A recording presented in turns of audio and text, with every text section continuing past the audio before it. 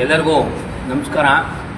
ಏನು ಚಾಮರಾಜನಗರ ಶೋರೂಮ್ನ ಮಾಲೀಕರು ಏನು ಕೊಡುವಾಗ ರೈತರ ಹತ್ರ ಹೋಗಿ ರೈತರ ಮನೆ ಬಾಗಿಲಿಗೆ ಹೋಗಿ ನಿಮ್ಗೆ ಎಷ್ಟೆಲ್ಲ ಕೊಡ್ತೀವಿ, ನಿಮ್ಗೆ ಫೆಸಿಲಿಟಿ ಕೊಡ್ತೀವಿ, ನಿಮಗೆ ಸರ್ವಿಸ್ ಕೊಡ್ತೀವಿ ಅಂತೆಲ್ಲ ಹೇಳಿ ಟ್ರ್ಯಾಕ್ಟ್ರ್ ತಗೊಂಡ್ಮೇಲೆ ರೈತರನ್ನ ಕಳ್ಳರು ಅಂತ ಹೇಳ್ತಾರೆ.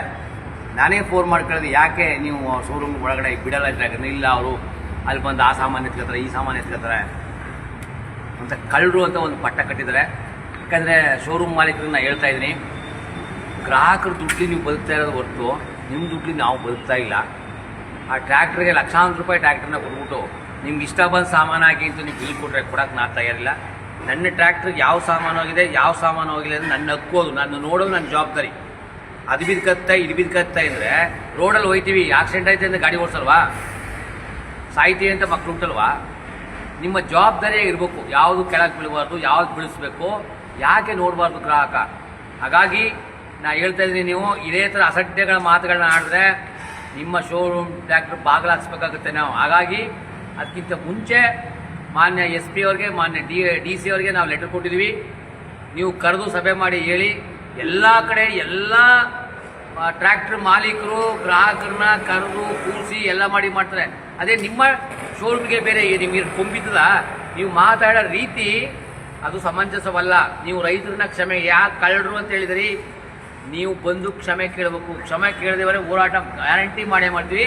ಹೋರಾಟ ಮಾಡ್ಕೊಳ್ಳಿ, ಅದೇನು ಬೇಕಾದ್ರೂ ಮಾಡಿ, ನಾವು ಏನು ಬೇಕಾದ್ರೂ ಮಾಡ್ಕೊಳ್ಳಲ್ಲ. ಕಾನೂನು ಚೌಕಟ್ಟಲ್ಲಿ ಹೋರಾಟ ಮಾಡ್ತೀವಿ ಓನರ್ ಅವರೇ.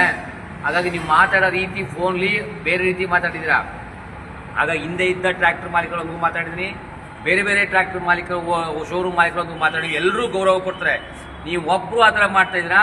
ನೀವು ತಿಂತಾ ಇರೋದು ರೈತರ ಅನ್ನ, ಆ ದುಡ್ಲಿ ಬದುಕ್ತಾ ಇರೋರು. ನಿಮಗೆ ಅಷ್ಟು ಕೊಪ್ಪಿರ್ಬೇಕಾದ್ರೆ ನಾವು ತಕ್ಕಳವ್ರಿಗೆ ಎಷ್ಟು ಕೊಪ್ಪಿರಬೇಕು. ಹಾಗಾಗಿ ಈಗಾಗಲೇ ನಾವು SP DC ಅವ್ರಿಗೆ ಹೇಳಿದ್ದೀವಿ, ಅವ್ರು ಕರೆದು ಮಾತಾಡಿ ಅಂತ ಹೇಳಿದರೆ, ಮಾತಾಡದೆ ಹೋದರೆ ನಮ್ಗೆ ಹೆಂಗೆ ಬಾಗ್ಲಾಕ್ಸೋದು ಗೊತ್ತು, ಹೆಂಗೆ ಬಗ್ಸೋದು ನಮಗೆ ಗೊತ್ತು, ಯಾವ ಒಳಗಡೆ ಮಾಡೋದು ಗೊತ್ತು. ಮೈಸೂರಿಗೆ ಹೋಗಿ ಬೆಂಗಳೂರಿಗೆ ಹೋಗಿ ಅಂದರೆ ಟ್ರ್ಯಾಕ್ಟರ್ ತಗೊಂಡು ಬೆಂಗಳೂರಿಗೆ ಹೋಗ್ತಾ ಹಾಕಿ ಬೋರ್ಡ, ನೀವು ನಾವೇನು ಮಾಡೋಣ ಅಂತ ನೀನು ಬೋರ್ಡ್ ಹಾಕ್ಬೇಕಾದ್ರೆ ಡಿಸ್ಪ್ಲೇ ಮಾಡಬೇಕು, ಇಂತಿಂಥ ಸರ್ವಿಸ್ ಇದ್ರೆ ಕೊಡೋಕೆ ಯಾರು ನುಗ್ಸಲ್ಲ ಅಂತ.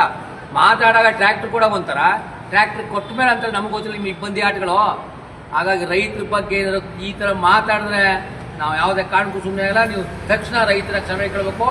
ಹೋರಾಟ ನಾವು ಮಾಡ್ತೀವಿ, ಬೀದಿಗೆ ಕೂದೇಗತ್ತೀವಿ, ಅದು ಬರಬೇಕಾಯ್ತು. ಎಚ್ಚರಿಕೆ ಕೊಡ್ತಿದ್ವಿ, ನಾಳೆನೇ ನೀವು ಕ್ಷಮೆ ಕೇಳಿ ರೈತರನ್ನ ಒಳಗೆ ಬಿಡ್ತೀನಿ ಅಂತ ಒಪ್ಕೊಂಡ್ರೆ ಸರಿ. ಏನು ನಾಳೆ ನಿಮಗೆ ಇನ್ಸ್ಪೆಕ್ಟ್ರು ಮೀಟಿಂಗ್ ಕರೆದ ಗೌರವಯುತವಾಗಿ ನಡ್ಕೊಂಡ್ರೆ ಸರಿ. ಗೌರವಯುತವಾಗಿ ನಡ್ಕೊಳ್ಳದೆ ಹೋದರೆ ಮುಂದಿನ ಪರಿಣಾಮನ ಎದುರಿಸಬೇಕಾಯ್ತು. ಮುಂದಿನ ಪರಿಣಾಮ ಅಂದರೆ ಕಾನೂನು ಹೋರಾಟನ ಎದುರಿಸಬೇಕಾಯ್ತು ಅಂತ ಹೇಳ್ತಾ ಇದ್ದೀನಿ.